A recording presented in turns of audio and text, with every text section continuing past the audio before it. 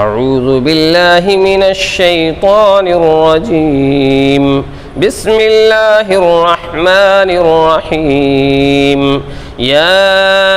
ایہا الذین آمنوا لا تتخذوا بطانة من دونکم لا یألونکم خبالا ودوا ما عنتم قد بدت البغضاء من افواہہم وما تخفی صدورهم اکبر قد بینا لکم الآیات ان کنتم تعقلون۔ ترجمہ: اے ایمان والو، نہ بناؤ بھیدی کسی کو اپنوں کے سوا، وہ کمی نہیں کرتے تمہاری خرابی میں،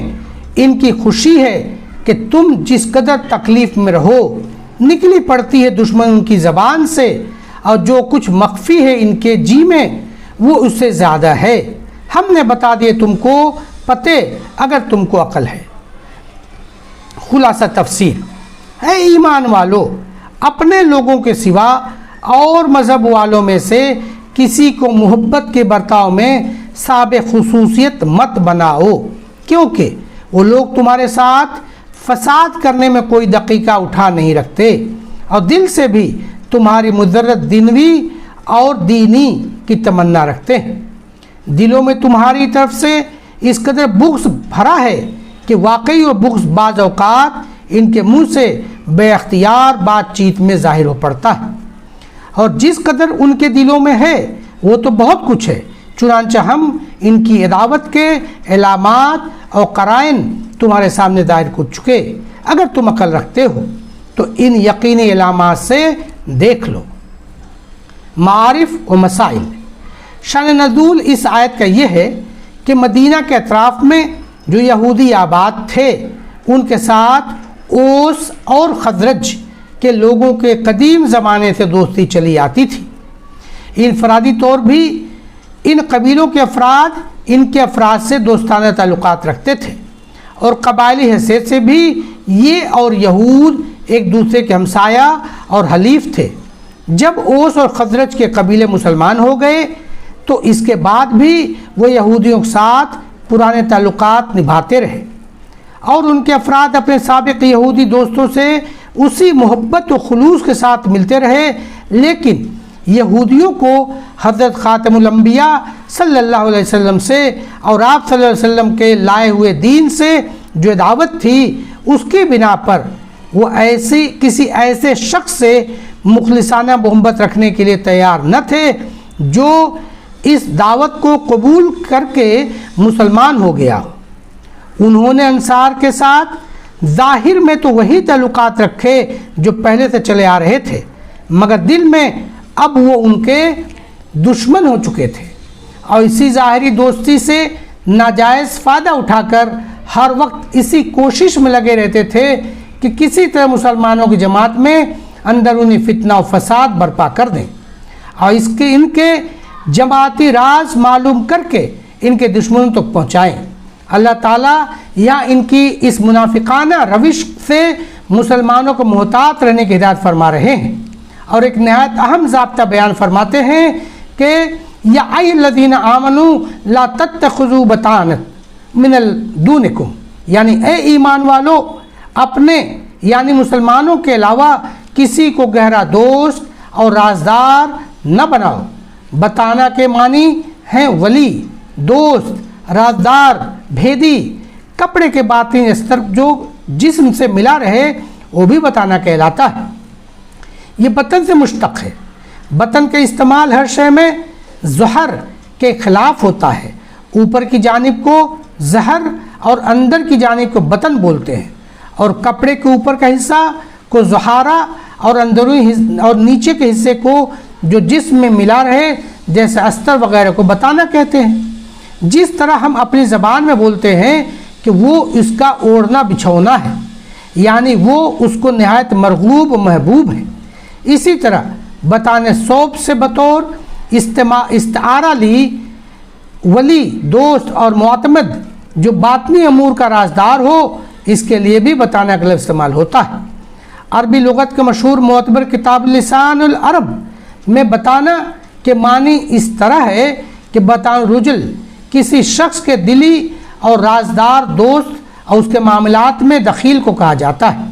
جس سے وہ اپنے معاملات میں مشورہ لے۔ اصفہانی میں مفردات القرآن میں اور قرطبی نے اپنی تفسیر میں بھی یہی معنی بیان کیے ہیں، جس کا حاصل یہ ہوا کہ بتانا اس شخص کو کہا جاتا ہے جس کو رازدار، ولی اور دوست سمجھا جائے، اور اس کو اپنے معاملات میں معتمد اور مشیر بنایا جاتا ہے۔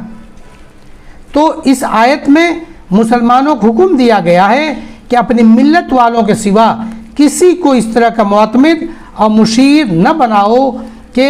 اس سے اپنی ملت و حکومت کے راز کھول دو۔ اسلام نے اپنی عالمگیر رحمت کے سائے میں جہاں مسلمانوں کو غیر مسلموں کے ساتھ ہمدردی، خیر خواہی، نفع رسانی اور مروت و رازداری کی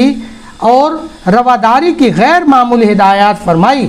اور نہ صرف زبانی ہدایات بلکہ رسول کریم صلی اللہ علیہ وسلم نے بتایا تمام معاملات میں اس کو عملی طور پر رواج دیا ہے۔ وہیں عین حکمت کے مطابق مسلمانوں کی اپنی تنظیم اور ان کے مخصوص شعائر کی حفاظت کے لیے یہ احکام بھی صادر فرمائے کہ قانون اسلام کے منکروں اور باغیوں سے تعلقات ایک خاص حد سے آگے بڑھانے کی اجازت مسلمانوں کو نہیں دی جا سکتی، کہ اس سے فرد و ملت دونوں کے لیے ضرر اور خطرہ کھلے ہوئے ہیں، اور یہ ایسا صریح، معقول، مناسب اور ضروری نظام ہے جس سے فرد و ملت دونوں کی حفاظت ہوتی ہے۔ جو غیر مسلم اسلامی مملکت کے باشندے ہیں یا مسلمانوں سے کوئی معاہدہ کیے ہوئے ہیں، ان کے متعلق رسول اللہ صلی اللہ علیہ وسلم کی تعلیمات اور ان کی حفاظت کے لیے انتہائی تاکیدات اسلامی قانون کا جز ہیں۔ حضور اکرم صلی اللہ علیہ وسلم کا ارشاد ہے، جس شخص نے کسی ذمی کو ستایا تو قیامت کے روز اس کی طرف سے میں دعوے دار بنوں گا، اور جس مقدمے میں میں دعوے دار ہوں تو میں ہی غالب رہوں گا۔ ایک دوسری حدیث میں فرمایا، مجھے میرے پروردگار نے منع فرمایا ہے کہ میں کسی معاہد یا کسی دوسرے پر ظلم کروں۔ ایک اور حدیث میں فرمایا، خبردار جو کسی غیر مسلم معاہد پر ظلم کرے یا اس کے حق میں کمی کرے یا اس کی طاقت سے زیادہ بوجھ ڈالے یا اس سے کوئی چیز بغیر اس کے دلی رضامندی کے حاصل کرے تو قیامت کے روز میں اس کا وکیل ہوں گا۔ لیکن ان تمام مراعات کے ساتھ مسلمانوں کی اپنی جماعت اور ملت کی حفاظت کے لیے یہ ہدایات بھی دی گئی ہیں کہ اسلام اور مسلمانوں کے دشمنوں کو اپنا گہرا دوست اور رازدار معتمد نہ بنانا چاہیے۔ ابن ابی حاتم نے نقل کیا ہے کہ فاروق اعظم حضرت عمر بن خطاب رضی اللہ عنہ سے کہا گیا کہ یہاں ایک غیر مسلم لڑکا ہے جو بڑا اچھا کاتب ہے، اگر اس کو آپ اپنا منشی بنا لیں تو بہتر ہو۔ اس پر فاروق اعظم رضی اللہ عنہ نے فرمایا، یعنی اس کو میں ایسا کروں تو مسلمانوں کو چھوڑ کر دوسرے ملت والے کو رازدار بنا لوں گا تو یہ نص قرآن کے خلاف ہے۔ امام قرطبی رحمۃ اللہ علیہ جو 5ویں صدی کے مشہور عالم و مفسر ہیں، بڑی حسرت اور درد کے ساتھ مسلمانوں کے اس تعلیم کے خلاف ورزی اور اس کے نتائج بد کا بیان اس طرح فرماتے ہیں۔ ترجمہ، یعنی اس زمانے میں حالات میں ایسا انقلاب آیا کہ یہود و نصارہ کو رازدار و امین بنا لیا گیا اور اس ذریعے سے وہ جاہل اغنیاء و امرا پر مسلط ہو گئے۔ آج بھی کسی ایسی مملکت میں جس کا قیام کسی خاص نظریے پر ہو، وہاں اس نئی روش کے زمانے میں بھی کسی ایسے شخص کو جو اس نظریے کو قبول نہیں کرتا مشیر اور معتمد نہیں بنایا جا سکتا۔ روس اور چین میں کسی ایسے شخص کو جو کمیونزم پر ایمان نہیں رکھتا ہو کسی ذمہ دار عہدے پر فائز نہیں کیا جاتا، اس کو مملکت کا رازدار اور مشیر نہیں بنایا جاتا۔ اسلامی مملکتوں کے زوال کی داستانیں پڑھیے تو زوال کے دوسرے اسباب کے ساتھ بکثرت یہ بھی ملے گا کہ مسلمانوں نے اپنے امور کا رازدار اور معتمد غیر مسلموں کو بنا لیا تھا۔ سلطنت عثمانیہ کے زوال میں بھی اس کو کافی دخل تھا۔ آیت مذکورہ میں اس حکم کی وجہ یہ بیان کی گئی ہے یعلونکم خبالہ، یعنی وہ لوگ تمہیں وبال میں، فساد میں مبتلا کرنے میں کوئی دقیقہ اٹھا نہیں رکھتے اور تمہارے دکھ کو پہنچنے کی آرزو رکھتے ہیں۔ بعض تو ان کی زبانوں سے ظاہر ہو پڑتا ہے، اور جو کچھ وہ اپنے دل میں چھپائے ہوئے ہیں وہ اور بھی بڑھ کر ہے۔ ہم تو تمہارے لیے نشانیاں کھول کر ظاہر کر چکے ہیں اگر تم عقل سے کام لینے والے ہو۔ مطلب یہ ہے کہ مسلمانوں کو آگاہ کیا جا رہا ہے کہ مسلمان اپنے بھائیوں کے سوا کسی کو بھیدی اور مشیر نہ بنائیں، کیونکہ یہود ہوں یا نصارہ، منافقین ہوں یا مشرکین، کوئی جماعت تمہاری حقیقی خیر خواہ نہیں ہو سکتی، بلکہ ہمیشہ یہ لوگ اس کوشش میں لگے رہتے ہیں کہ تمہیں بیوقوف بنا کر نقصان پہنچائیں اور دینی اور دنیاوی خرابیوں میں مبتلا کر دیں۔ ان کی آرزو یہ ہے کہ تم تکلیف میں رہو اور کسی نہ کسی تدبیر سے تم کو دینی یا دنیاوی ضرر پہنچے۔ جو دشمنی یا ضرر ان کے دلوں میں ہے وہ تو بہت زیادہ ہے، لیکن بسا اوقات عداوت غیظ و غضب سے مغلوب ہو کر کھلم کھلا بھی ایسی باتیں کر گزرتے ہیں جو ان کی گہری دشمنی کا صاف پتہ دیتی ہیں۔ مارے دشمنی و حسد کے ان کی زبان قابو میں نہیں رہتی، پس عقل مند آدمی کا کام نہیں کہ ایسے دشمنوں کو رازدار بنائے۔